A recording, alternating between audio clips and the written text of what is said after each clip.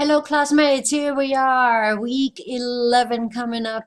And of course, you have your textbook ready and open to page 428, chapter 14. And you have something to write on and something to write with. And social media marketing. Oh my God, you know so much about that already as a consumer. Maybe you even have created a website or any kind of digital space where you have experienced with design. So this chapter is definitely for us. And we're going to compare and contrast the traditional versus digital marketing and how they go to. And here we go with the digital and direct marketing on page 428. Digital marketing, oh my God, you already know so much about that as the consumer. Of course, you have already experienced all this, and it is definitely the fastest growing form of marketing anywhere. So what are a lot of the advantages? Well, first of all, it makes it possible to target individuals, which is something that used to be extremely costly. And we can create interactive content so that we are much more easily create the engagement. Many companies use digital marketing as the only kind of marketing. That's really revolutionary. Let's look at the compare and contrast. It's on page 432. Of course, you know all about these kinds of marketing. Just really want to make sure that we're all on the same page here. Mobile marketing, of course, everything having to do with our beloved smartphones, right? And then this is where things come together with the face-to-face marketing, the traditional direct marketing.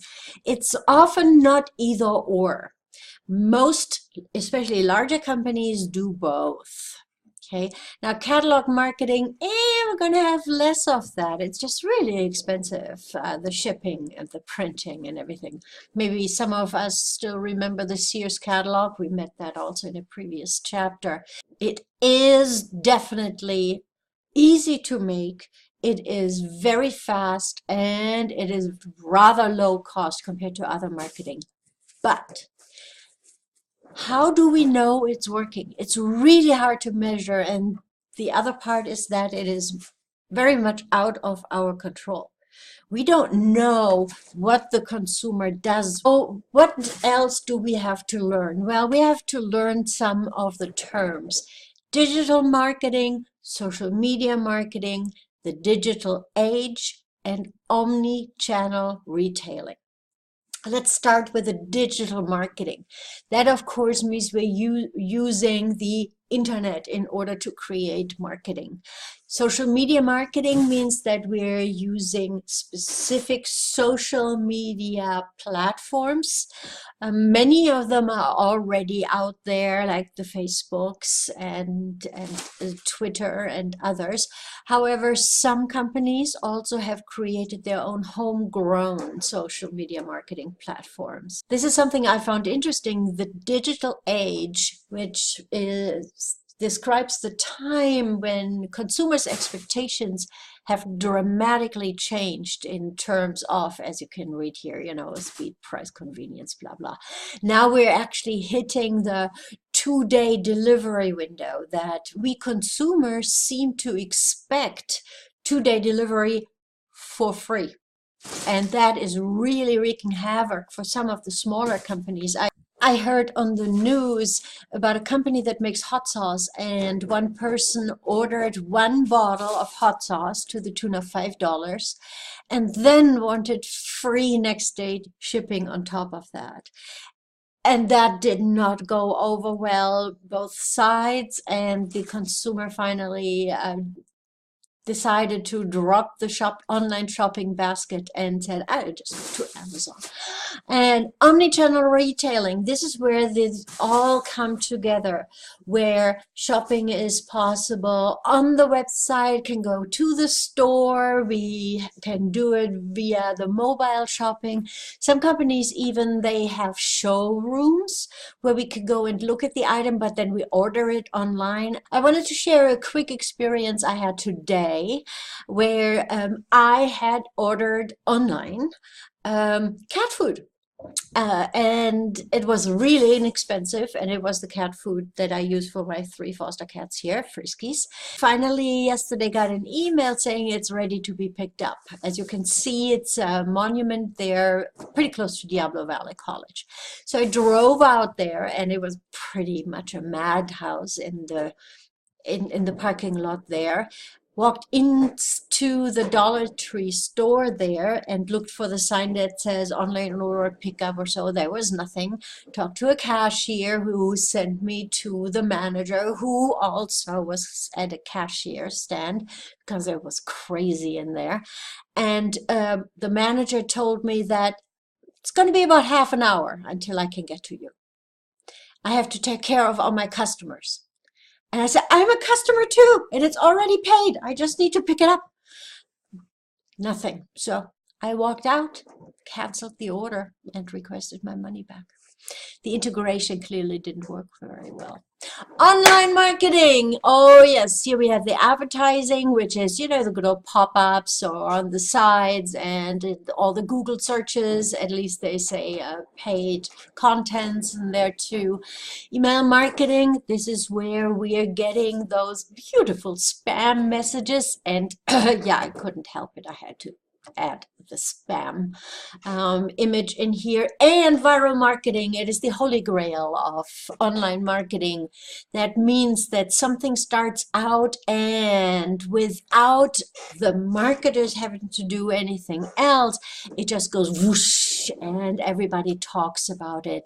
Let's talk about blogs. Blogs are quite successful. I looked at the most successful company blogs out there. The Whole Foods one, and here's a screenshot, is one of award-winning blog. Let's move on. Integrated social media marketing, and this is page 443. This is where we're using existing ones as well as our own, and that is integration in addition to moving everything together, whether we have print, TV, radio, we have our store layouts, we have the emails that go out, everything sends the same message. And that, of course, is a big part of your project part 3.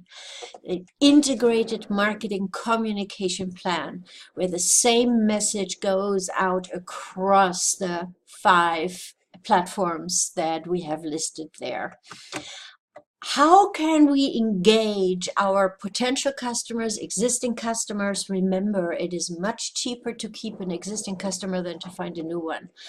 And on our digital platforms. Have you heard of American Girl, the dolls? Well, they have created a whole experience for the children, the customers. They go there and they have adventures with their dolls, and it's quite something. They're very successful in doing that. Kiosk marketing, well, this is from our book, and yes, it's still out there, right? At 7-Elevens, you can see it outside. One of the first ones out there, and they're still going extremely strong. They have something like 42,000 of those kiosks out there. We can really become irritated by all those ads online. And then, of course, there is also the illegal side, the deception and fraud, theft and privacy. So irritating stuff. I get more and more robocalls now on my cell phone. I'm sorry, there's my cat again. I'm really annoyed about that.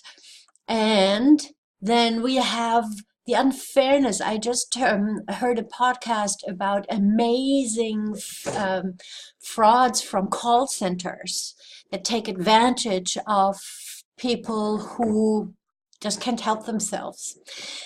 More deception and fraud. Of course, there is the famous phishing, PHI, phishing, and that means that we receive an email of some kind, and we click on an attachment, and that downloads some kind of malware that then attracts data.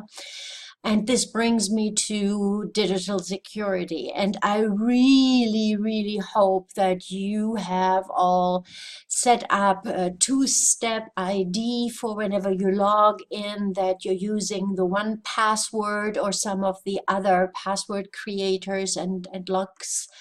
It's so important. Identity theft is indeed rampant. And with that, it is a fabulous chapter, and I have posted additional resources on our Canvas site. So have fun with it. Bye.